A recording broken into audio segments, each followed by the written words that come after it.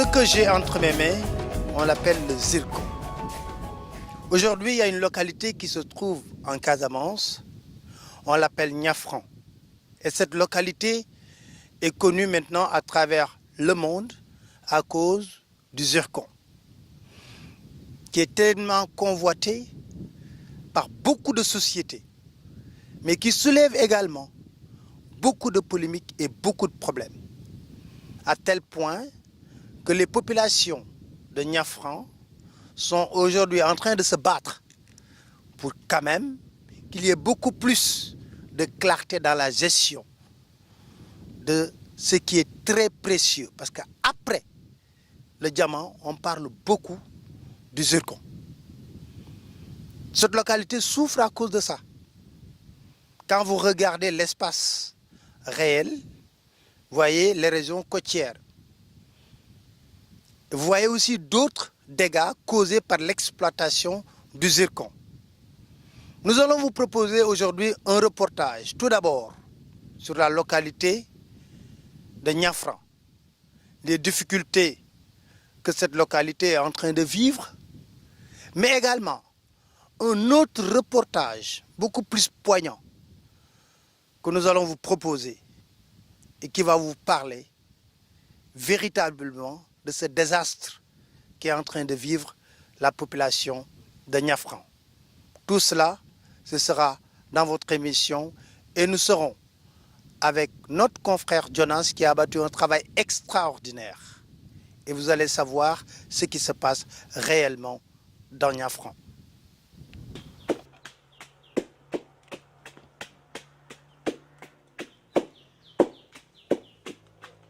À l'image des femmes de Niafran, Pauline devra faire face à un dilemme: parcourir 3 km à moto pour se rendre à la maternité de Kabadjo ou bien accoucher à domicile.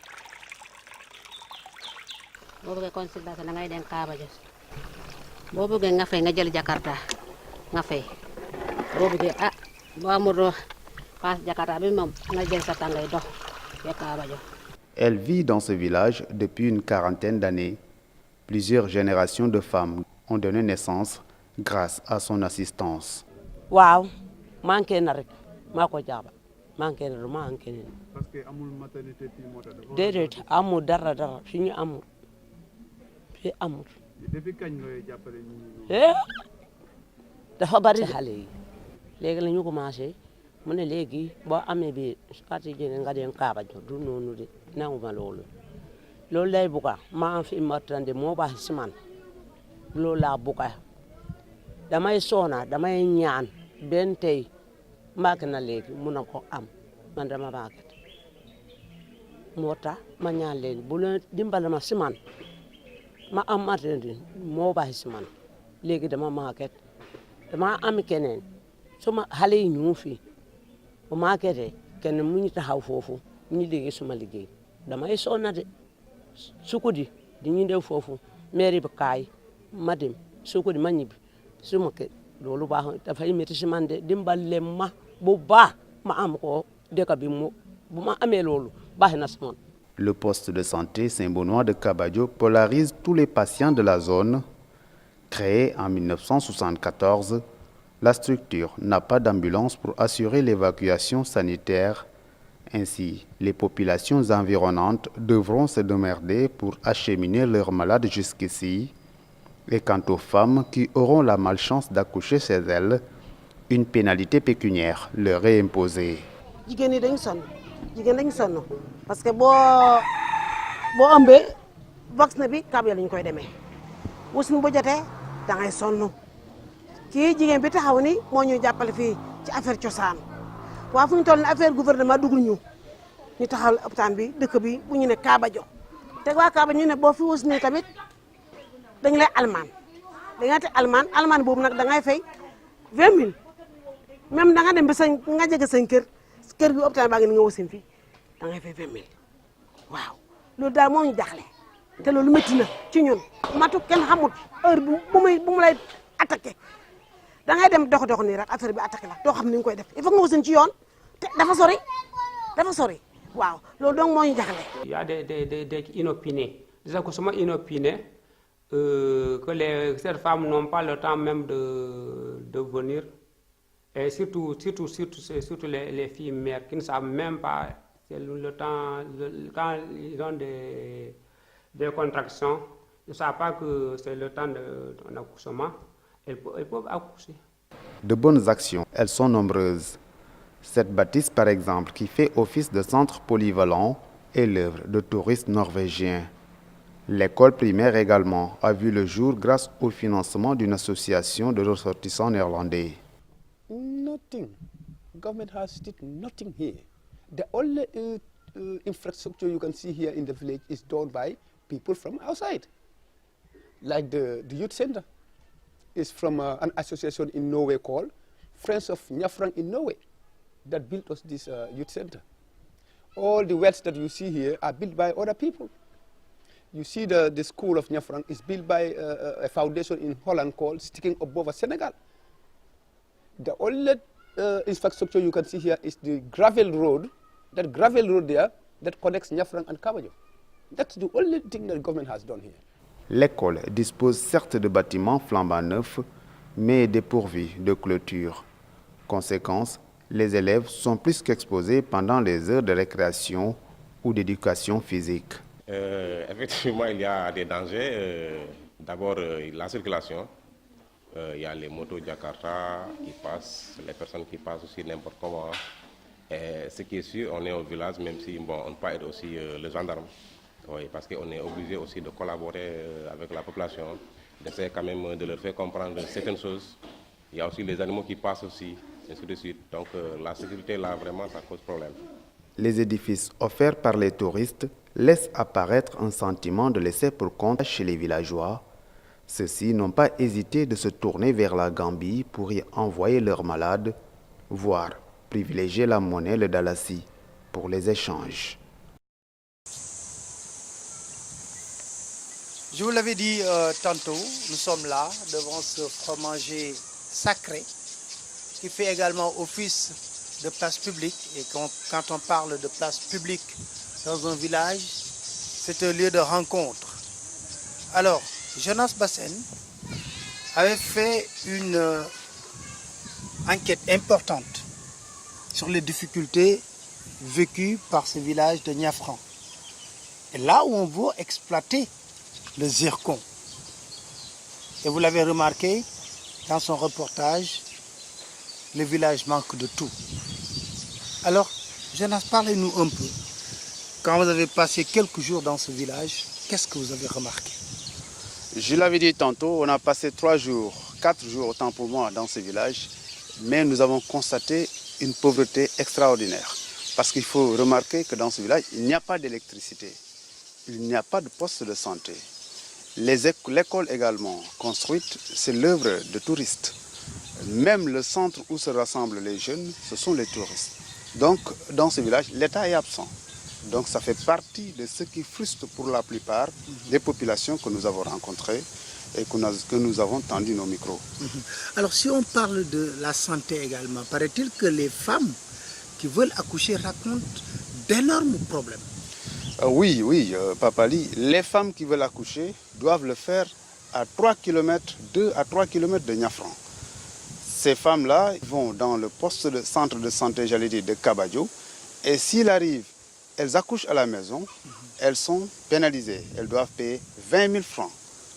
Sinon, elles ne seront pas prises en charge. Et qu'il faut dire que dans le poste de santé de Kabajo, il n'y a pas d'ambulance non plus pour que les femmes puissent être transportées en cas de besoin. Donc c'est tout un tas de problèmes qui fait que les populations sont frustrées. Et quand vous les tendez le micro, ils vous disent que l'État nous oublie. Nous ne nous sentons pas sénégalais. Et même s'il faut le dire, Njafrang est un territoire sénégalais. Donc, si je comprends bien, l'existence de Njafrang a été connue uniquement à cause de la volonté manifestée pour l'exploitation du zircon.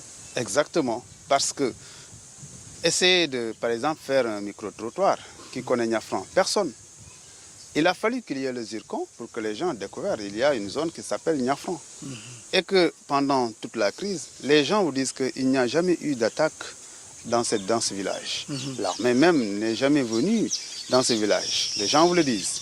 Et donc, toutes ces autorités, que ce soit militaires ou bien, je veux dire, ces investisseurs ont connu Niafran parce que le sous-sol de Niafran est riche en zircon.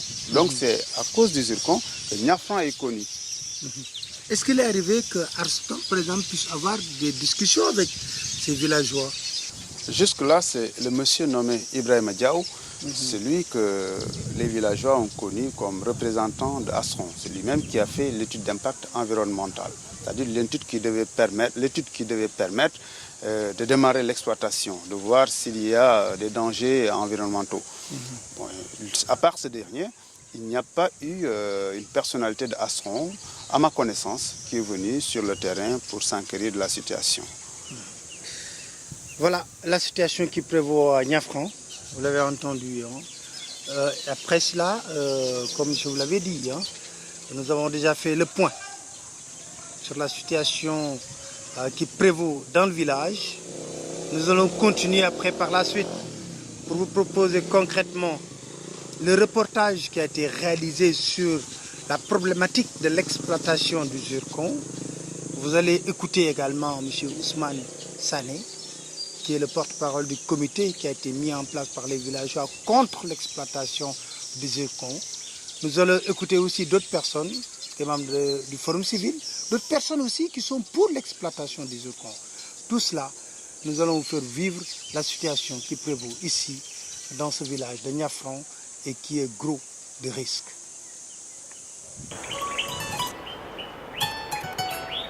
Il y a quelques années, un grand nombre de Sénégalais n'avaient jamais entendu parler de ce petit village de 400 habitants situé en Basse-Casamance, à la lisière de la côte maritime et à la frontière entre le Sénégal et la Gambie. Implanté dans la commune de Kataba 1, département de Bignona, Niafran, puisque c'est de ce village qu'il s'agit, est dépourvu d'infrastructures. Pas d'hôpital, ni de route goudronnée, encore moins d'électricité. Et pourtant, son sous-sol, nous dit-on, est riche en zircon. Une pierre semi-précieuse très convoitée, utilisée dans l'armement nucléaire, la médecine, la bijouterie et dans beaucoup d'autres secteurs. À Niafran, le zircon s'étend sur cette dune fossile de 6 km de long et 200 mètres de large. Elle fait l'objet de convoitises de la part d'une compagnie multinationale minière, Astron. Une entreprise sino-australienne basée en Chine, actuellement unique détenteur de la licence d'exploitation en Casamance. Cette multinationale fait face à un refus des autochtones à l'exploitation. Une situation qui plonge ce petit village qui n'a jamais connu d'instabilité dans un climat de conflit larvé. Comment les populations entendent-elles croiser le fer avec ce géant minier? Pourquoi Astron insiste-t-il à vouloir exploiter ce zircon? Quel risque pour la dynamique de paix actuelle dans cette région minée par plus de 3 décennies d'instabilité?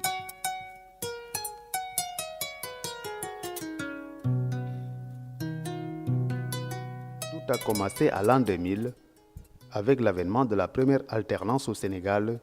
Le régime d'Abdoulaye Wade inscrit alors en priorité de son programme de gouvernance la promotion du secteur minier. Motivé par la hausse des prix des ressources naturelles au niveau mondial, le régime s'engage dans une révision du code minier en 2003. Un an plus tard, une licence d'exploration est attribuée à la compagnie minière australienne Carnegie, qui en 2006 va s'associer à Astron. Seulement, Carnegie cédera la totalité des actions de sa mine en Casamance à Astron dès 2008, et quelques mois après, Carnegie, que nos interlocuteurs confondent parfois à Astron, quitte Sanyang, une ville gambienne, où elle avait entamé une exploitation. L'entreprise a-t-elle été contrainte au départ? Pour en savoir plus, nous avons rencontré Abdoundou Khourndaou, un universitaire anthropologue à l'université Hassan Sek de Ziguinchor. Il dirige une équipe de recherche qui travaille sur la Gambie et la Casamance depuis une dizaine d'années. Vous savez, par exemple, en Gambie, Astron avait un permis pour exploiter le zircon sous Yaya Jammeh. Mais Yaya avait vu qu'il y avait une quantité énorme de sable. Lui, il pense que c'est du sable qui sortait de son pays. Et discrètement, il a commis une étude, un cabinet indépendant pour regarder qu'est-ce que les Chinois étaient en train de faire. Et Yaya a vu que non seulement ces gens étaient en train d'exploiter le zircon, ça c'est un permis qui était normal, ce n'était pas le problème, mais, et ça c'est une de nos craintes, ils étaient aussi en train d'exploiter le limonite, le fer et d'autres minéraux. C'est-à-dire que dans la composition géomorphologique, aujourd'hui, on sait qu'à Niafran, si vous êtes à 7 mètres en profondeur, vous avez du sable minéralisé. 7 mètres. Ça, ce sont les études qui l'ont prouvé. Alors, mais à 7 mètres, lorsque vous mettez un système gravitaire, ce système peut prendre à la fois le zircon, le fer, le limonite, parce que ce sont des superpositions géomorphologiques qui sont très proches. Cette proximité, Astron l'avait déjà développée envers les populations de Niafran dès le début. Nouveau détenteur de la licence d'exploitation, son arrivée était perçue comme une aubaine par les populations villageoises. L'entreprise avait même triplé le coût de la main-d'œuvre locale, provoquant du coup la maladie hollandaise. Quand Astron est arrivé, c'était à l'époque où les seuls emplois, c'était nous les hôteliers, ceux qui possèdent un campement, ou les expatriés qui avaient une maison ici, qui employaient des garçons pour le jardin, une fille pour le domicile, pour l'entretien. Mais là, les salaires étaient à 1000 francs par jour. Et quand Carnegie est arrivé et tout ça, il payait 3000 francs par jour. Du coup, tous les jeunes ont sauté dans la voiture, il les accompagnait pour faire de la prospection et tout. Des voitures qui disparaîtront à la fin de l'exploitation, les habitants de Niafran, ayant compris plus tard le risque environnemental qui menace selon eux l'existence du village, ont reculé en s'opposant purement et simplement à une quelconque exploitation. Ainsi naîtra le comité de lutte contre l'exploitation du zircon. Cette entité va porter le combat un peu partout dans le monde, comme en témoigne la manifestation organisée à Ziguinchor en décembre 2017, au lendemain du déploiement de l'armée sénégalaise dans le village pour escorter le consultant. Depuis qu'il y a le problème ici en Casamance, l'armée sénégalaise n'est jamais venue ici pour la sécurisation de la population. Parce que nous savons que le village de Niafran est très en sécurité. Mais depuis le problème du zircon, depuis 2010, chaque 15 jours du mois, l'armée du Sénégal est là. C'est pour toujours, nous avons vu que c'est pour une intimidation.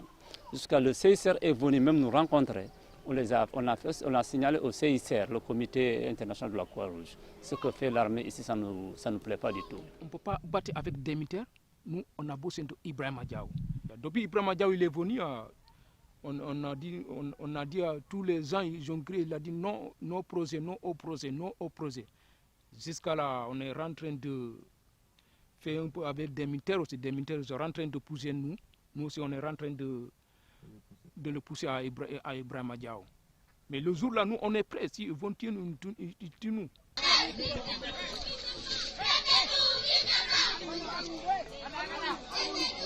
Et le lobbying va se poursuivre. Le 1er juillet 2018, les membres du comité vont accueillir des ONG des droits humains et autres organisations pour formuler des propositions de lutte contre le géant Astron. Les échanges seront parfois tendus. La précision en tant que juriste, c'est juste de dire que la loi sénégalaise, la constitution sénégalaise permet à l'ensemble des citoyens sénégalais, de quelque origine qu'ils soient, sans distinction régionale ou autre, quand ils sentent leurs droits sont menacés, d'avoir la possibilité de faire un recours judiciaire. Pas de justice, c'est ici. C'est l'audience publique qu'on a délibérée. N'est-il pas une justice? N'est-il pas une audience? Alors là, je ne comprends pas pourquoi encore porter ce problème sur le plan juridique. Mais alors, pourquoi Astron insiste-t-il à vouloir exploiter ce zircon? Pour le comprendre, nous avons séjourné 4 jours dans le village de Niafran, où nous avons rencontré un Américain du nom de Jonathan Kaufman, défenseur des droits humains, invité par le comité de lutte pour réfléchir sur des stratégies à mettre en œuvre contre Astron. Son organisation a commandité une étude sur les états financiers de l'entreprise. Il y a une organisation alliée qui s'appelle Inclusive Development International qui ont maîtrisé très bien ces questions d'investissement et financement. Et bien, nous avons demandé à eux qu'ils fassent cette enquête, cette recherche dans la chaîne d'investissement d'Astron par rapport à ce projet. Et ce sont principalement dans ces rapports qu'on a trouvé ces informations qui sont un peu cachées, mais ce n'est pas à dire qu'ils sont confidentiels. Selon les propos confirmés par le rapport annuel 2017 de la compagnie publié sur son site internet, le projet de la petite mine de Casamance doit permettre à Astron de retrouver sa bonne santé financière. C'est pourquoi l'entreprise va multiplier des gestes de générosité en sponsorisant le Casasport, équipe du championnat de football élite dans son volet social, pour un montant de 90 millions de francs CFA qui vont s'étaler sur 3 années. Astron cherche ainsi à recueillir un capital de sympathie auprès des nombreux fans du club, ce qui a surtout contribué à diviser les populations. Nous ne décidons pas en tout cas des dispositions ou des engagements politiques pris par nos États et qui font qu'il y a des ramifications économiques, etc. Et qui font que, évidemment, tout va dépendre de la position de l'État sénégalais. Si l'État sénégalais décide de renoncer à tous ces actes posés et qui ont permis à Astron d'être au Sénégal, et dans ce cas-là, le Casasport renoncerait également à poursuivre le compagnonnage avec Astron. Mais si ce n'est pas le cas, et que donc qu'on permette au contraire à Astron de poursuivre ses activités, mais nous considérons Astron comme toute autre entreprise intervenant au Sénégal, et même hors du Sénégal, et qui puisse apporter quelque chose au Casasport, notamment au plan financier. La division, c'est aussi dans les chaumiers des villages environnants. À Kabadjo, situé à 3 km de Niafran par exemple, la contradiction est profonde. Ici, le climat de méfiance entre villageois est énorme. Personne ne souhaite s'exprimer sur la question du zircon, mais nous avons trouvé une astuce pour contourner cette autocensure, en recueillant les avis de quelques jeunes mineurs venus chercher des huîtres dans le bolon de Niafran. Ces derniers ont dit tout haut ce qui se murmure. Est-ce que vous êtes pour ou contre l'exploitation du zircon? Oui, parce que moi je veux le développement de notre village. Parce que mes parents sont d'accord, c'est pour cela moi aussi je suis d'accord. Pour moi, je ne suis pas d'accord. Et pourquoi? Nos parents ne sont pas d'accord, c'est pour cela nous aussi nous ne sommes pas d'accord. Selon le programme des Nations Unies pour l'environnement, au moins 40% des conflits internes ces 60 dernières années sont liés à l'exploitation des ressources naturelles. À Niafran, la principale cause du rejet demeure la destruction de l'écosystème et surtout la crainte de voir les puits déjà affectés par la montée du sel tarir. L'étude d'impact environnemental réalisée par la multinationale elle-même fait polémique entre acteurs de premier plan. Est-ce que ce qui se dit est vrai, que cela va détruire l'écosystème, la nappe phréatique, on n'aura plus d'eau potable, on aura une tendance à une acidification de l'eau, mais également sa salinisation? Tout cela n'est pas vrai? C'est très loin d'être la vérité, très très loin d'être la vérité. J'ai envie de poser une question. Pourquoi à Diogo on le fait, c'est possible, on exploite et on réhabilite? Pourquoi juste à quelques encablures du gisement de Niafran, du côté gambien, à Brufut, ça a été fait, exploité et réhabilité avec les mêmes conditions géomorphologiques, la même compagnie, les mêmes techniques, et celui qui veut le constater peut se rendre, c'est juste à quelques centaines de mètres du gisement de Niafran. Pourquoi ça a été fait, et très bien fait, et à Niafran, ça devrait soulever tous ces problèmes que vous venez de citer. Oui, il vous a parlé de Brufut. Oui. Mais quand vous parlez de Sagnan, quand vous allez à Sagnan, ils ont installé là-bas désespoir et désolation. Parce que rien n'a été respecté du point de vue des engagements pris au départ dans notre document. Il a juste pris ce qu'il a. C'est pour ça que je dis, c'est le conflit d'intérêts. Pensez-vous que lui, il a intérêt à vous dire que ça ne marche pas? C'est une question même de bon sens. Il est juge et parti. C'est lui qui représente la compagnie et c'est lui qui a fait l'étude d'impact. Une autre affaire qui n'est pas des moins troublantes demeure la question des aires marines protégées. La zone d'exploitation est en effet parmi les 5 périmètres réservés pour la protection des mammifères marins par le décret 2004-1408 du 4 novembre 2004.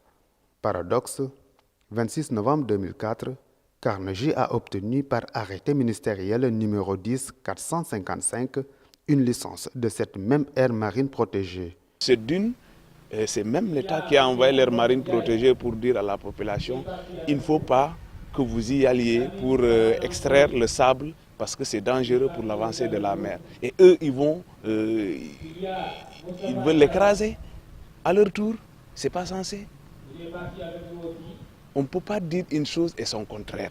La Convention sur la diversité biologique vise à atteindre 10% en 2020, c'est-à-dire à 1 an du prochain congrès sur les aires marines protégées, lequel veut abriter le Sénégal, selon Racine Kane, chef de mission de l'Union internationale pour la conservation de la nature, une organisation non gouvernementale basée en Suisse. Nous avons voulu le rencontrer pour en savoir plus sur la candidature du Sénégal, qui visiblement est contradictoire à ses engagements internationaux, mais sans succès.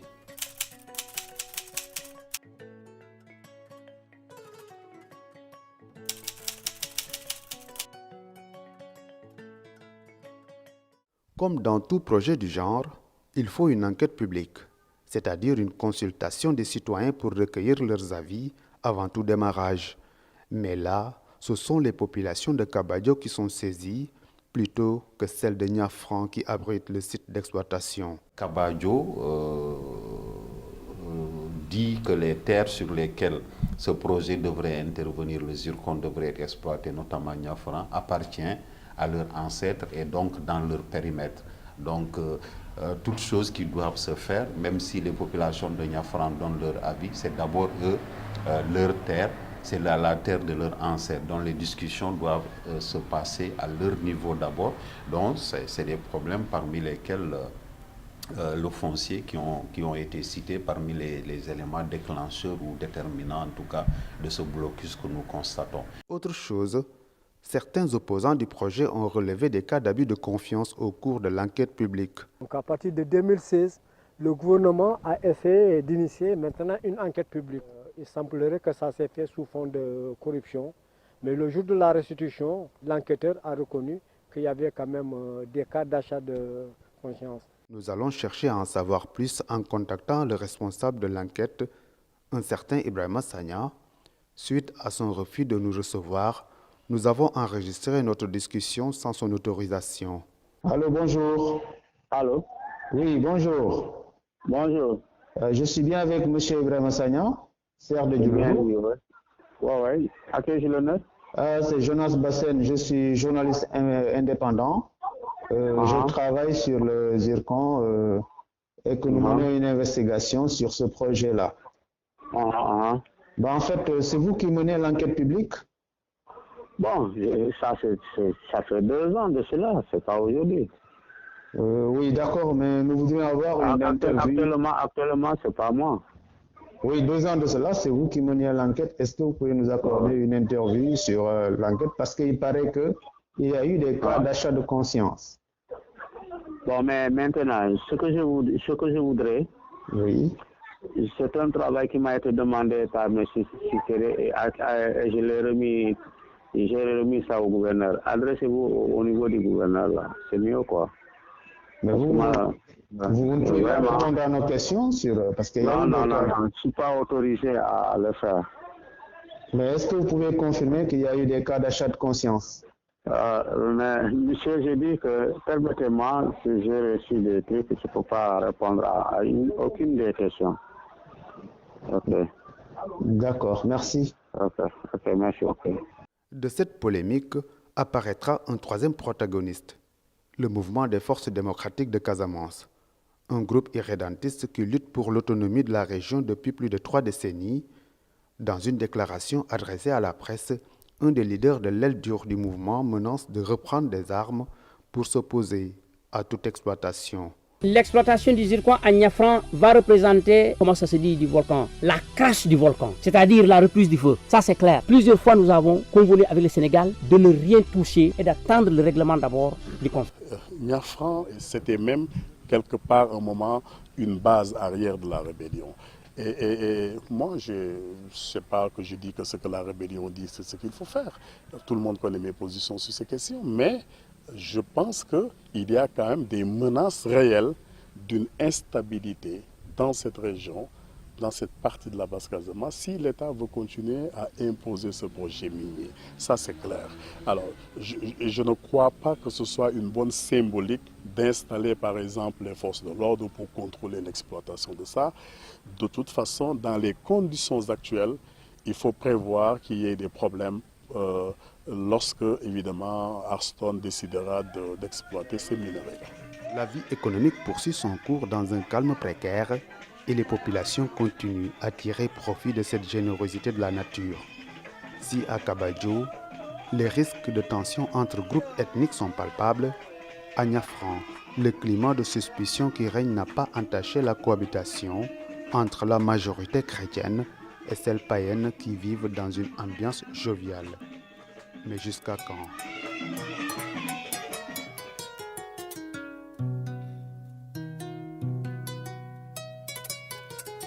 Je vous parlais tantôt d'un excellent reportage qui a été réalisé par mon confrère Jonas Bassène sur la situation du zircon ici à Niafran.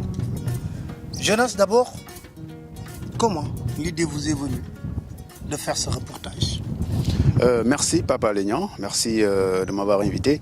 Mais il faut dire que le travail que nous avons effectué, nous avons été influencés. Parce que, influencés dans le côté positif, on a lu des articles dans la presse qui parlaient un peu du zircon. Au niveau international aussi, on avait vu l'intérêt que les zircons avaient pour certaines sociétés multinationales qui sont dans les ressources naturelles, les ressources minières, autant pour moi. Donc partant de cela, puisque nous aussi venons juste de sortir de l'école, nous avons eu la curiosité de mener une enquête pour apporter plus de précision parce que beaucoup de médias en parlaient mais personne ne connaissait ce que c'est le zircon, personne ne connaissait également où se trouve Niafran.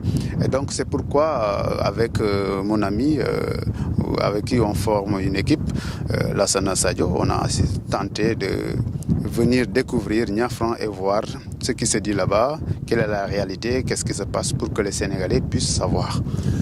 Est-ce que c'était facile? Facile, je dirais pas que facile parce que vous savez, pour mener une investigation, il faut des moyens et nous l'avons fait avec des moyens personnels pour dire que personne ne nous a donné ces fonds et on n'accepterait pas de prendre aussi des fonds pour apporter une lumière sur une question comme les zircons qui divisent des communautés, des sociétés, des villageois, des familles. Et donc c'était difficile du point de vue financier. On a dépensé pendant une semaine presque, on est sur le terrain. 4 jours à Niafran, les autres jours sur Ziguinchor, essayer de voir qui interviewait sur cette question. Et l'autre question se trouve être la pression, parce que c'est vrai, on n'a pas reçu des pressions venant des autorités, il faut le dire, mais au niveau des villageois, parce que quand vous êtes sur le terrain, il y a un doute qui pèse sur leur tête. Ils se disent que ces gens-là, est-ce qu'ils ne sont pas envoyés? Est-ce que c'est des journalistes crédibles?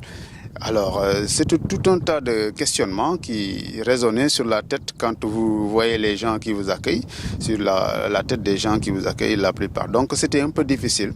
Mais Dieu merci, on a réalisé un documentaire et nous voudrions que ça se poursuive parce que aussi, il y a une question intéressante. Est-ce que réellement, j'allais dire, le conseil d'administration de Astron est au courant du danger qu'une exploitation pourra provoquer en Casamance? Mais la question de fond qui me vient à l'esprit, Jonas, est de savoir quel est ton sentiment réel après avoir entendu les différentes parties qui sont concernées. Écoutez, c'est vrai, ce qui est un peu bizarre, il est difficile de trouver quelqu'un dans le village de Niafran qui est pour le projet, autant pour moi.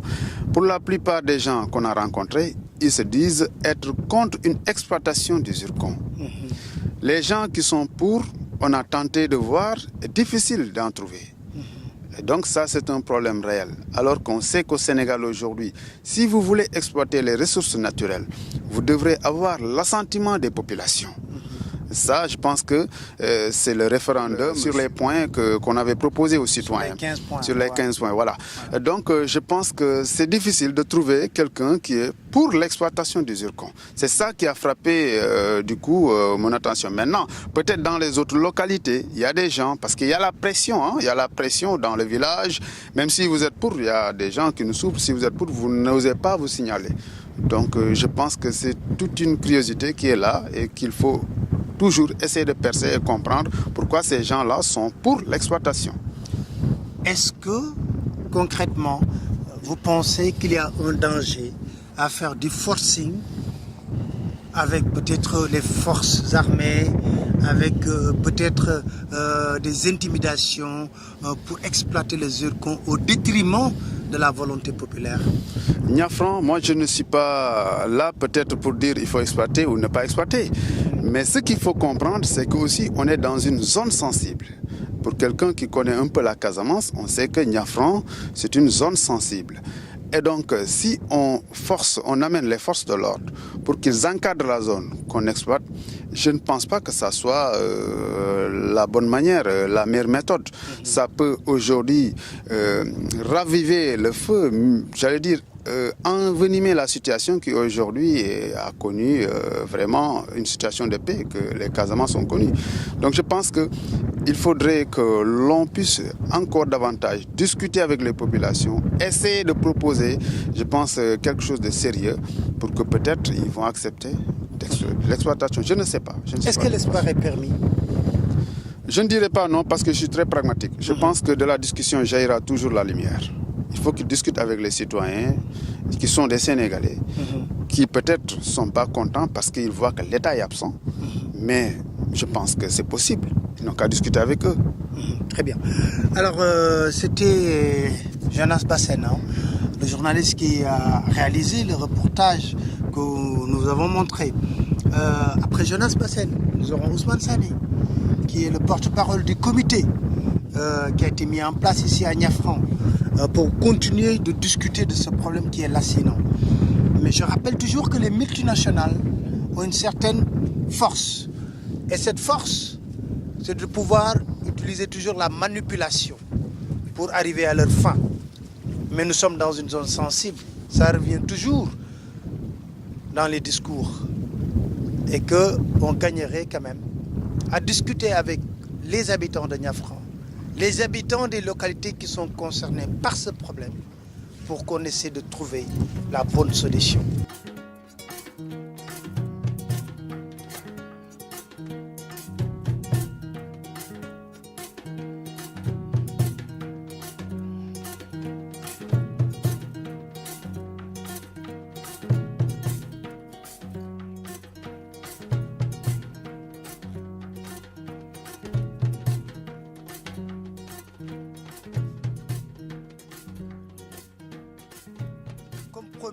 Je suis avec Ousmane Sané, qui est le porte-parole du comité qui a été mis en place par les habitants de Niafran pour lutter contre cette volonté manifeste de s'accaparer un peu de vos terres pour l'exploitation du zircon, comme on le sait. Alors aujourd'hui, est-ce que vous pouvez nous faire le point sur les difficultés que les populations rencontrent? D'abord, je vais faire un peu de recul. Vous rappelez que le projet Zircon date de 2004 par arrêté ministériel qui donnait autorisation à une société australienne de venir faire une prospection sur la dune de Niafran. Donc cette dune, elle est longue de 7 km, 150 à 200 mètres de large. À l'est de cette dune, vous avez des rizières en bas-fond, les plantations et les habitations. À l'ouest, vous avez une forêt de mangroves, le Grand Bolon et l'océan Atlantique. Et si vous regardez cet écosystème, vous voyez que cette bande à exploiter sert de tampon, si vous voulez, une digue naturelle qui est censée freiner ou ralentir la montée des eaux dans les rizières, dans les habitations. Pour des villageois qui sont novices, qui ne peuvent pas donner des arguments scientifiques ni techniques, le seul constat qu'ils ont depuis des décennies, ils savent que cette montagne de sable, une fois rasée, ça va précipiter l'eau dans les rizières, dans les habitations. Donc à partir de là, ils ont trouvé nécessaire de créer un comité local pour la défense de cet environnement. C'est ainsi qu'ils ont essayé de fédérer 3 communes, la commune de Kafountine, la commune de Djouloulou et la commune de Kataba 1, soit 44 villages. Dans ce comité, tous les chefs de village sont membres de droit et les présidents de jeunesse. À l'issue de ça, nous avons créé un comité exécutif dont je suis le porte-parole. Donc en 2011, il y a eu une première audience pour demander l'avis de la population. Parce qu'une telle exploitation a besoin nécessairement de l'aval de la population. La population, à l'unanimité, en 2011, a dit non aux zircons. Ils ont dit peut-être que c'était un manque de communication. Ils sont revenus en 2015. Une deuxième audience, la population a dit non à l'exploitation du zircon. Il a fallu attendre jusqu'en 2016 pour qu'une notification de la gouvernance demande à un administrateur de Djouloulou de venir mener des enquêtes publiques au niveau de certains villages de la zone. Et qu'est-ce que le résultat a été quoi? Le résultat est que le jour de la restitution au niveau de la gouvernance, l'enquêteur a reconnu publiquement à la gouvernance qu'il a fait une enquête, que les avis étaient partagés, mais que la majeure partie de ceux qui avaient donné leur accord l'ont fait sous l'influence de la corruption. Il a reconnu qu'il y a eu des cas d'achat de conscience au niveau de Kabadjo. Alors, est-ce que vous pouvez nous dire concrètement qu'est-ce qui a été détruit depuis qu'on a voulu essayer d'exploiter ce zircon? Ce qui a été détruit, c'est que là où nous en sommes, vous voyez très bien que c'est des ruines. Là, c'était un des sites les plus beaux de la Casamance. C'était un hôtel qui appartient à un expatrié. Là, c'était le restaurant. Vous avez, après le restaurant, 2 rangées de filao. Après ces 2 rangées, vous avez la plage à 200 mètres. Ça, c'était vers les années 90. Dans les 10 dernières années, la mer a fait un bond. Le restaurant est en ruine. Le seul rempart, c'est la forêt de mangrove et la dune. Si nous acceptons cette exploitation du zircon, le réchauffement climatique, la montée des eaux, certes, c'est un phénomène naturel. En ce moment, il est plus intéressant de faire des digues pour freiner l'avancée de la mer que de détruire la dune pour précipiter l'avancée de l'eau dans les rizières, dans les habitations. C'est pourquoi la population s'est diamétralement opposée à une telle exploitation. Aujourd'hui, vous connaissez aussi la force des multinationales. Est-ce que vous pensez pouvoir toujours résister à cela? Écoutez, depuis 2004, nous sommes en train de résister. La Casamance a une histoire. Certes, les multinationales, ils sont puissants. Nous savons qu'ils ont essayé avec nos gouvernants qui, à travers des arrêtés et des décrets, ont essayé d'imposer leur volonté à la population. Mais la résistance populaire, la résistance locale, elle est là. Ils ont même essayé avec des militaires, avec un char. La population s'est couchée sur la terre, a demandé à l'armée de marcher sur les corps pour accéder sur la dune. C'est dire que quand même, il y a une détermination au niveau de la population. Paraît-il que depuis qu'on en parle de l'existence des zircons, il y a toujours la présence des forces armées ici dans cette zone. Mais écoutez, les forces armées, il n'y a pas que les forces armées. Il y a aussi le mouvement des forces démocratiques de Casamance qui fait souvent une patrouille au niveau de la zone. C'est ça. Les gens ne pensent pas trop au volet sécuritaire quand même de cette exploitation. Il y a les risques environnementaux, mais il y a aussi le risque d'une recrudescence du conflit armé en Casamance. Non seulement les 5 factions, malgré leur division, sont totalement opposées à cette exploitation. Aussi, il y a l'armée qui fait des patrouilles comme si c'était pour intimider la population. Et par rapport à ça, que ça soit ces patrouilles, que ça soit du côté du gouvernement, la population a toujours maintenu son opposition par rapport à cette exploitation. Mais au-delà, on a vu que Niafran n'est pas une localité qui est pourvue, par exemple, de beaucoup d'institutions de maternité, d'écoles. Est-ce que ce ne serait pas bien de réfléchir sur comment la compagnie pourrait accompagner la localité? Écoutez, nous avons quand même réfléchi par rapport à l'avenir de notre village. Nous avons essayé d'approcher nos compatriotes et au-delà du comité, nous avons créé un cadre de réflexion. Nous avons discuté sur les risques éventuels d'une telle exploitation. Nous sommes maintenant dans une dynamique d'alternative par rapport à l'exploitation du zircon. Le zircon, c'est pour 5 ans, 10%. Pour qui? Pour l'État du Sénégal. Mais les retombées sur la population locale sont infimes. Ce que nous pouvons gagner en apiculture, ce que nous pouvons gagner avec la pêche, ce que nous pouvons gagner avec le tourisme, ce que nous pouvons gagner avec les fruits sauvages sont beaucoup plus importants que ce que Arson peut nous offrir. La preuve, tout ce que nous avons comme acquis, que ce soit l'école, que ce soit le foyer des jeunes, l'administration elle est absente, on n'a pas de route. Ce sont nos amis expatriés qui sont basés sur place ou qui viennent pour le tourisme, qui nous ont offert l'école, qui nous ont offert un poste de santé, qui nous ont donné le foyer des zones. L'État n'a rien fait dans ce village. Donc c'est pourquoi par rapport à cette exploitation, malgré les promesses qu'ils font, c'est-à-dire la route, c'est pour faire passer les engins, le forage, c'est pour traiter le zircon, et le poste de santé, c'est pour traiter les gens qui vont... Quels sont l'état de vos relations avec Alstom? Est-ce que vous arrivez de discuter avec les hauts dirigeants de Alstom par rapport à ce problème? Nous avons discuté avec les hauts dirigeants de Alstom.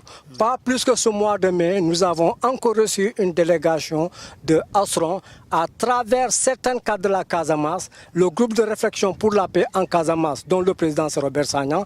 Personnellement, il n'est pas venu, mais il a délégué quelqu'un à Madiamé, qui est son vice-président, qui se porte un peu comme facilitateur entre la population et Alstom. Nous avons reçu cette délégation, nous avons réitéré notre position, que nous avons des craintes par rapport à cette exploitation. Nous avons exigé une autre étude d'impact environnemental et social où ça sera inclusif, où la population locale, ou même, comment s'appelle-t-il, ça peut être un cabinet indépendant et autonome, aussi bien du comité que de l'État, pour qu'il fasse une autre étude. Parce que celui qui a fait l'étude au niveau pour Alstom, il est en même temps partenaire de Alstom. Donc il y a un conflit d'intérêts. Nous avons dit non, qu'on ne pouvait pas accepter un tel projet. Il fallait qu'on y voit un peu clair par rapport aux risques environnementaux et autres. Votre dernier message, ce serait quoi?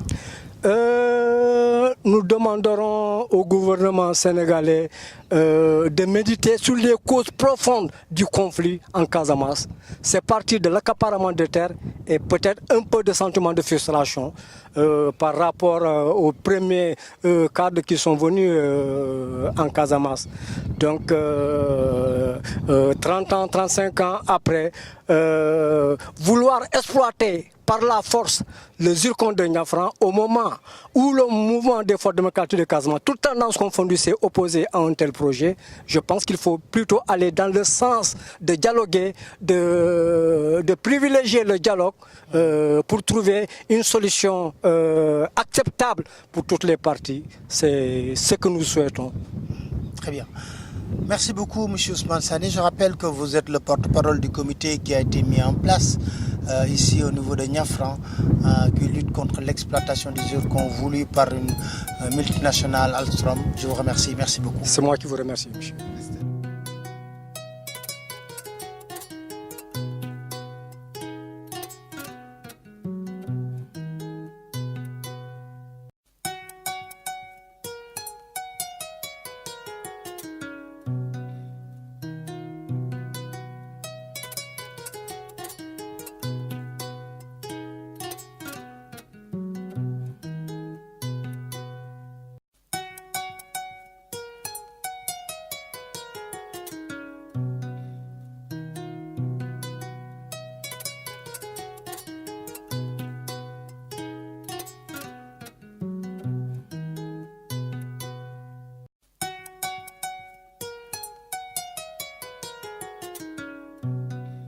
Voilà, comme on vous l'avait dit, on va essayer de voir toutes les personnes qui sont liées à ce projet d'exploitation du zircon.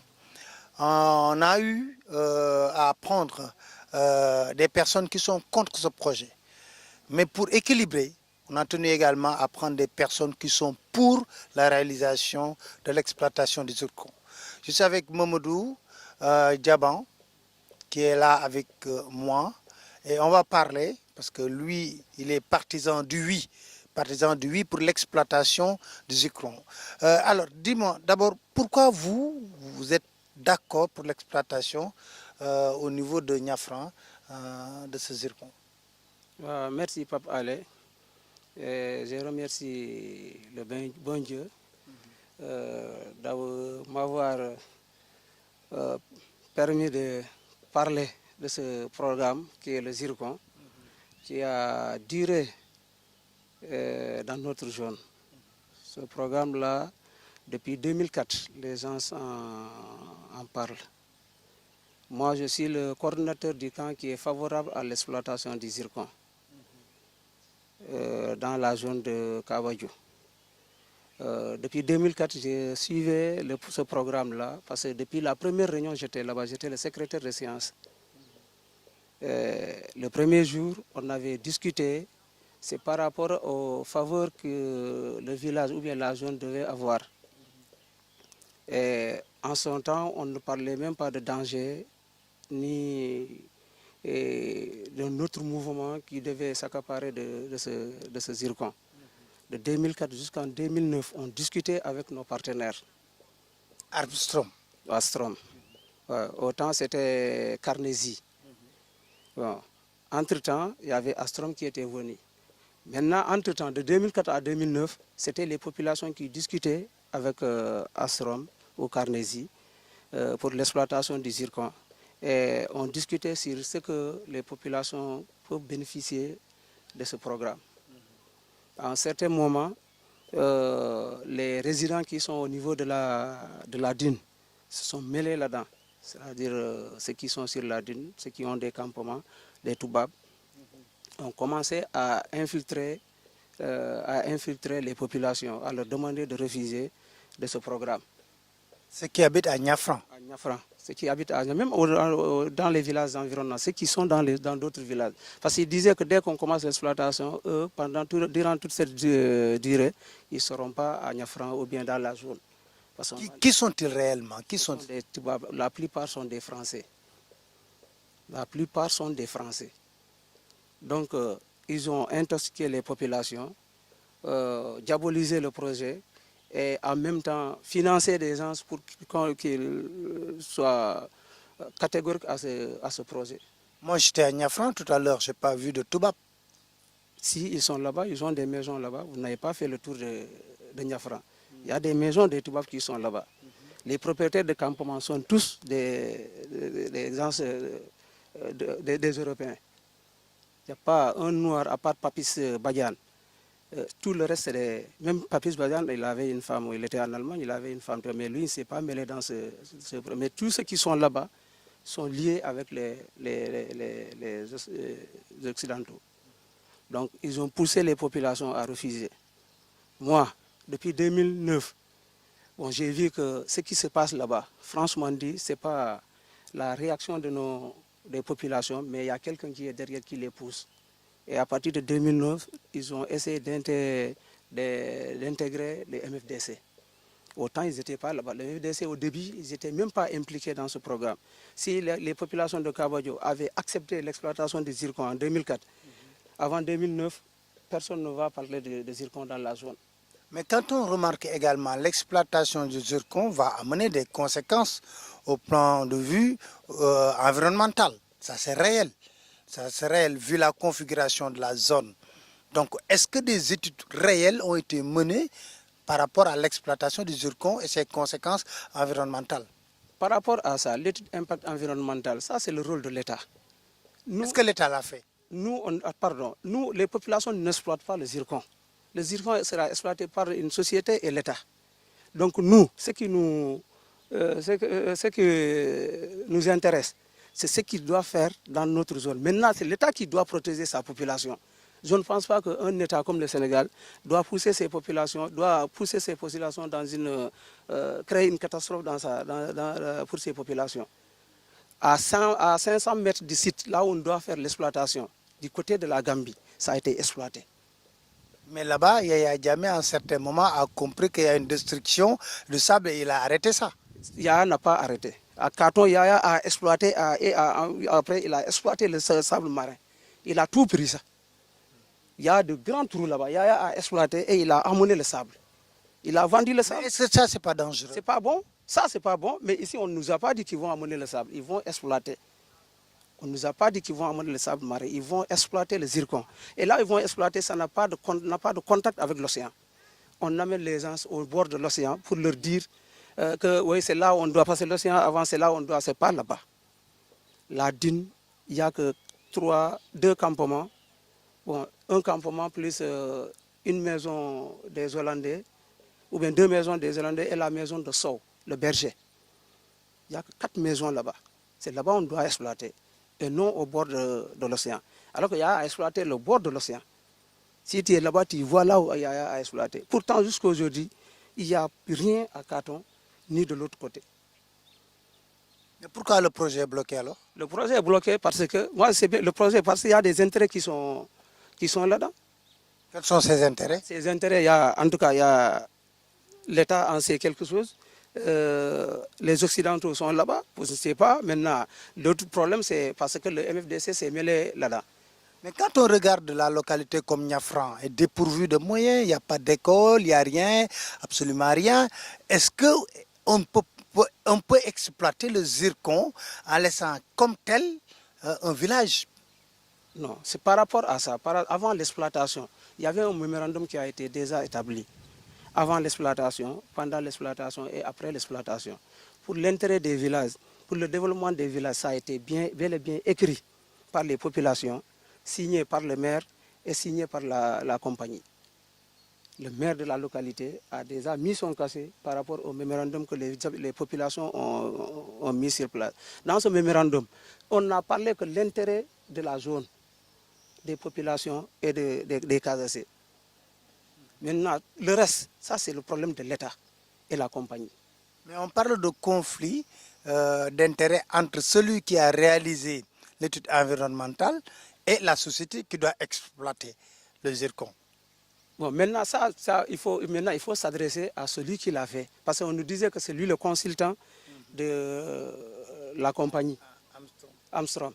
Oui, et ils sont venus pour le faire. Là, je pense que les populations ne peuvent pas gérer ce point-là. Nous, ce que nous pouvons gérer, nous, les populations, c'est par rapport à nos intérêts. On ne va jamais laisser quelqu'un prendre nos intérêts. Ça, on ne le fera jamais. C'est l'intérêt des populations que nous allons suivre.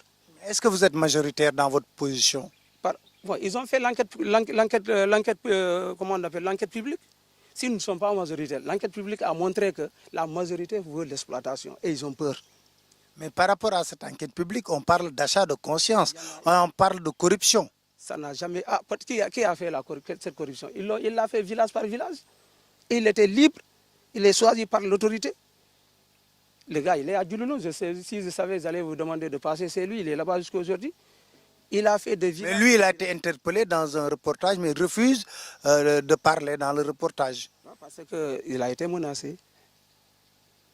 Il a été menacé, peut-être c'est ça. Par qui? Bon, il a été menacé. Par qui? Il a été menacé.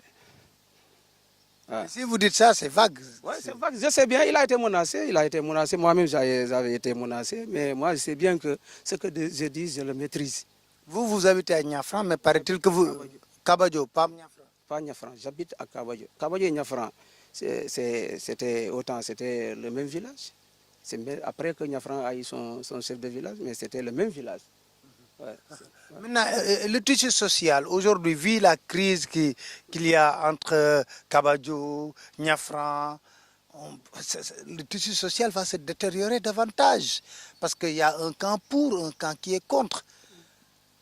Ouais, tout ça, c'est les intérêts. Ceux qui protègent les Toubabs, ils sont tout le temps contre. Ils ne seront jamais d'accord. On n'a jamais vu quelque part où il y a exploitation, que tout le monde est à 100%. D'accord? Ça n'a jamais existé. Donc il y a un camp qui est contre, il y a un camp qui est pour. À Kabadjo, ce qui a été dit là-bas au début, que quand on exploite le zircon, de 1, tous les arbres vont mourir, les gens auront le cancer, parce qu'il y aura la poussière qui va se lever. C'est ça qu'il disait aux gens. Mais après, les gens ont aussi que ça, c'est pas vrai. Ils ont été à Djogé, le camp du nom là, ils ont été à Djogou. Après ça, quand ils sont revenus, ils ont dit ce qui se trouve là-bas, ouais, c'est pas la même situation, c'est pas la même zone. Mais à Diogo aussi, il y a une crise. Parce qu'il y a une crise qui est très profonde là-bas. Ils ont pris des champs.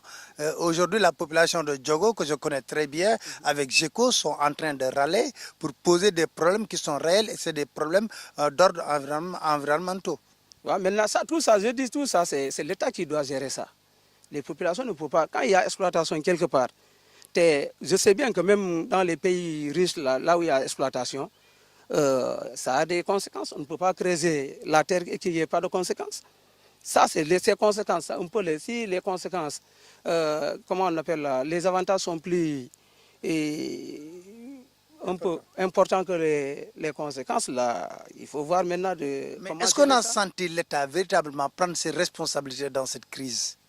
Je sais bien que l'État est prudent par rapport à la crise. C'est ça. Avec les déclarations de gauche à droite qui a fait que l'État... Mais l'État n'a jamais cessé.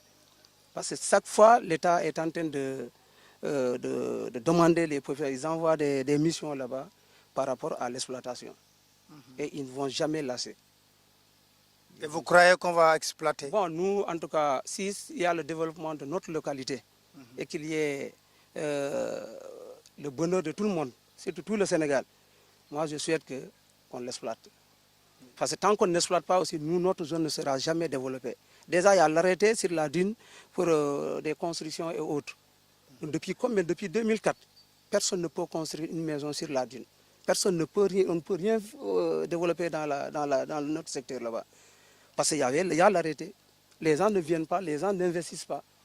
Tant qu'on n'exploite pas... Mais c'est des zones maritimes protégées. Oui, il y a une zone qui est protégée.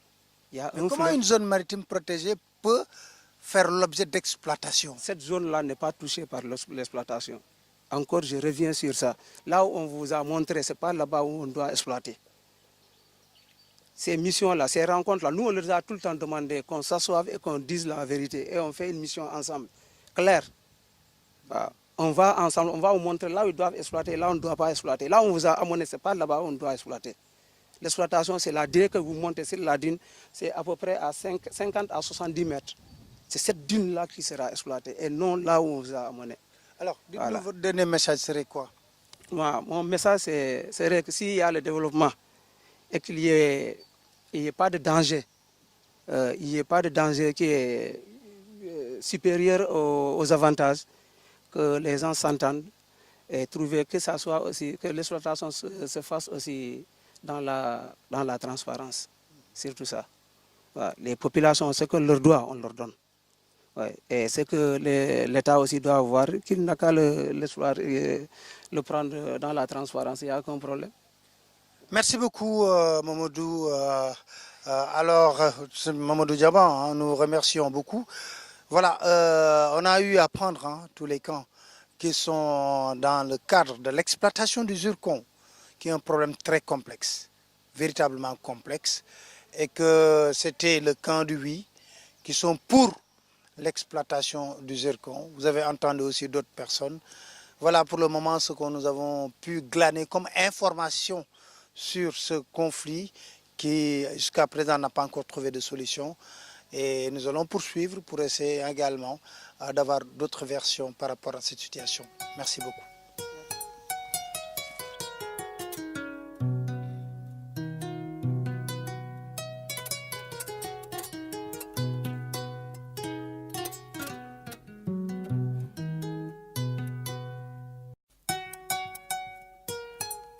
Voilà, nous sommes avec Abdoulaye Diallo, qui est le représentant du Forum civil. Abdoulaye, vous avez suivi un peu les discussions autour de l'exploitation du zircon à Niafran entre ceux qui sont pour l'exploitation et ceux qui sont contre. En tant que membre de la société civile, quel est votre sentiment sur cette question? Mon sentiment sur cette question, c'est le sentiment de tous les membres de la section Forum civil de Bignona, et qu'il y a beaucoup de choses qui devaient être faites dans le cadre de cette problématique liée aux zircons qui n'ont pas été faites. Nous avons eu à dérouler un programme de renforcement de capacité des populations de la zone sur des thèmes liés à l'étude d'impact environnemental. Le tollé que cette formation a créé auprès des gens qui étaient les porteurs du projet d'exploitation du zircon nous a donné raison sur le fait qu'il y avait effectivement des choses qui ont été faites dans le cadre de ce projet d'exploitation de zircon qui n'étaient pas en phase avec les lois en vigueur dans ce pays. Et c'est ça en réalité qui a amené les populations à se braquer et à dire que au-delà du désastre écologique que les populations ont soulevé, il y avait des choses qui n'étaient pas très claires sur cette question qui les avait amenés véritablement à s'opposer à ce projet d'exploitation de zircon. Mais quelles sont les lois qui sont en vigueur dans notre pays qui ne sont pas conformes à cette volonté d'exploiter le zircon? En fait, c'est pas que c'est les lois qui ne sont pas conformes. C'est beaucoup plus ce qui a été fait dans le cadre de l'étude d'impact environnemental. Les populations n'ont jamais été associées à cette étude d'impact environnemental. Les populations ont décrié l'étude d'impact environnemental parce que, disent-elles, quand on les a appelés en audience publique pour valider le dossier d'étude d'impact environnemental, ils n'ont pas compris que 25 minutes puissent être utilisées pour expliquer un document de plus de 400 pages. Et de plus, quand ils se sont procurés ce document-là, les populations, parce que certains parmi elles avaient le document, quand ils se sont procurés le document-là, ils ont vu juste un exemple des salles de classe en abri provisoire quand on part sur la partie de la responsabilité sociétale de l'entreprise. Elles avaient vu des salles de classe en abri provisoire, alors que dans la réalité du terrain, que ce soit à Niafran comme à Kabadjo, il n'y a pas de classe en abri provisoire dans ces écoles élémentaires-là. C'est d'abord un des éléments qui les avait amenés à comprendre qu'il y avait quelque chose qui n'était pas clair dans le travail qui a été fait. Un, ils n'ont pas été associés au travail. Deux, il a fallu qu'ils fassent un bras de fer pour que des audiences publiques soient organisées pour leur présenter en réalité ce qui devait se faire. Ça démontre le déficit d'encouragement de la participation citoyenne dans la gestion des affaires publiques. Parce que les ressources naturelles appartiennent à tout le peuple sénégalais. Donc si on doit exploiter ces ressources-là, en amont comme en aval, les populations doivent être associées, en leur expliquant le bien fondé d'exploiter cette ressource-là, mais aussi de discuter avec eux pour qu'eux aussi, ils puissent poser les doléances qui puissent permettre à l'entreprise ou aux entreprises qui doivent exploiter de pouvoir gérer leur part de responsabilité sociétale dans le cadre de ce projet d'exploitation. Malheureusement, c'est autant de manquements qui ont été soulevés par les populations. Ensuite, la formation a permis aux populations de bien comprendre, parce que c'est dans la salle qu'ils l'ont dit, que ce que le consultant les a présenté dans le cadre juridique qui encadre une étude d'impact environnemental au Sénégal, ce n'est pas eux ce qu'ils ont senti sur le terrain lors de l'étude d'impact environnemental qui a été faite dans leur localité. Moi, je pense que ça a permis aux populations de comprendre qu'il y avait des choses qui ont été faites qui n'étaient pas en phase avec les lois et règlements en vigueur dans notre pays, surtout encadrant l'étude d'impact environnemental. C'est d'ailleurs ça qui les a amenés à un moment, après les formations, ils avaient eu les moyens de faire une contestation argumentée. Et cette nouvelle contestation argumentée, ils l'ont prouvé dans les différents mémorandums qu'ils ont envoyés au président de la République après, où ils ont listé tous les manquements d'une étude d'impact environnemental. J'avoue que quand j'ai eu ces mémorandums-là, je me suis dit que peut-être qu'ils ont été aidés par un expert dans le cadre de l'étude d'impact environnemental, parce qu'ils avaient soulevé énormément de manquements. Alors aujourd'hui, est-ce qu'il y a une possibilité de solution par rapport à ça, ou bien il faut revenir à zéro et repartir sur de nouvelles bases? Les populations, ce qu'ils disent, à la différence de ce que beaucoup de gens sont en train de dire sur la problématique du zircon, les populations de la zone, nous, on les a fréquentées dans le cadre de notre programme, on a échangé avec eux. Pour eux, l'étude d'impact environnemental a été faite par la personne qui était promoteur du projet. Il y a un conflit d'intérêts qui montre que vous ne pouvez pas être juge et partie. Deux, la population a demandé depuis le début de leur contestation une étude d'impact environnemental faite par un cabinet totalement neutre. Depuis ce temps-là, que ce soit du côté de l'État comme du côté de l'entreprise, personne n'a daigné essayer d'apporter une réponse à ça. Et c'est malheureux de le dire, des moyens de manipulation ont été utilisés pour chercher à contourner ce refus-là des populations avec des déclarations de... Nous avons été accusés d'être en collusion avec une puissance étrangère pour déstabiliser la zone. Ça démontre les manipulations qui ont été mises en branle pour chercher à contourner cette volonté des populations de dire non à ce projet d'exploitation du zircon. Alors votre dernier mot aujourd'hui, ou un dernier message que vous devrez lancer aujourd'hui, de part et d'autre, hein, à Alstom, comme la population de Niafran et les autres populations qui sont concernées, serait quoi? Ce serait de, comme nous l'avons tout le temps dit, c'est une communauté qui a longtemps vécu ensemble. Il ne faut pas que ce projet d'exploitation du zircon-là déchire le tissu social de cette communauté. Les ressources naturelles appartiennent à tout le peuple, mais aussi à l'endroit de l'État. Quand les populations mettent à nu des manquements aussi graves que, par exemple, le seul fait du conflit d'intérêts, je pense que la position de l'État devait être de rester du côté des populations, parce que c'est le rôle de l'État de protéger les populations, de veiller à leur sécurité, parce qu'ici, il est question beaucoup plus de sécurité que de ressources naturelles. De demander à l'État de prendre en compte les réclamations des populations, c'est-à-dire d'aller vers un cabinet neutre. Il y a énormément de cabinets neutres dirigés par des Sénégalais qui ont les compétences pour faire une étude d'impact environnemental normale.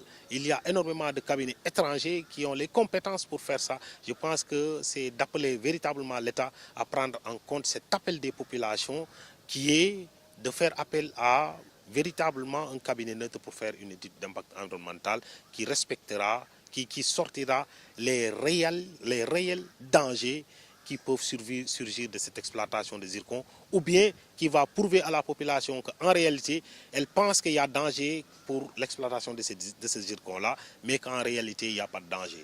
Mais l'essentiel, c'est que l'État doit se ranger du côté des populations et faire en sorte qu'il y ait un cabinet réellement neutre pour faire ce travail-là, afin que la paix puisse véritablement régner dans cette zone-là, et que le tissu social, que des organisations telles que la section Forum Civil de Bignona a travaillé à recoudre, puisse enfin se terminer dans la paix. M. Abdoulaye Diallo, je vous remercie. Je rappelle que vous êtes le représentant de Forum Civil, qui est une organisation qu'on connaît très bien, qui s'active toujours à côté des populations pour la prise en charge de leurs propres revendications. Je vous remercie bien.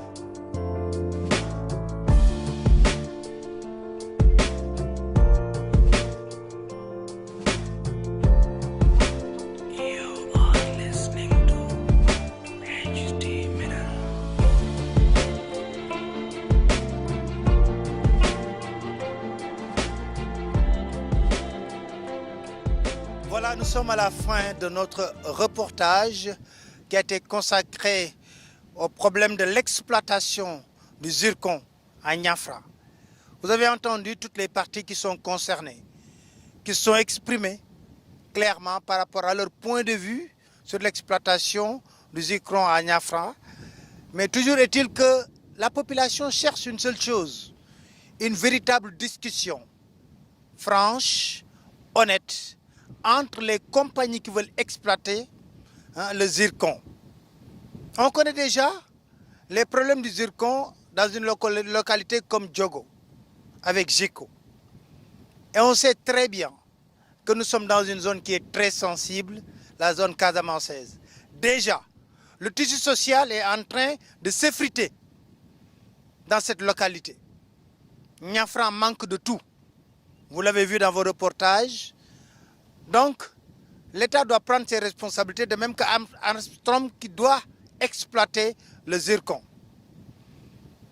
J'ai eu ce plaisir de venir ici en Casamance, réaliser ce reportage en compagnie d'un jeune confrère, Jonas Bassène, mais également de notre caméraman Lassana Sadio.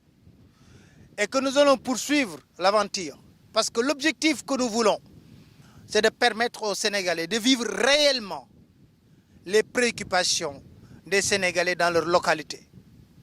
Donc, nous vous donnons rendez-vous très prochainement dans un autre reportage sur d'autres problèmes qui concernent véritablement la vie des Sénégalais. À très bientôt.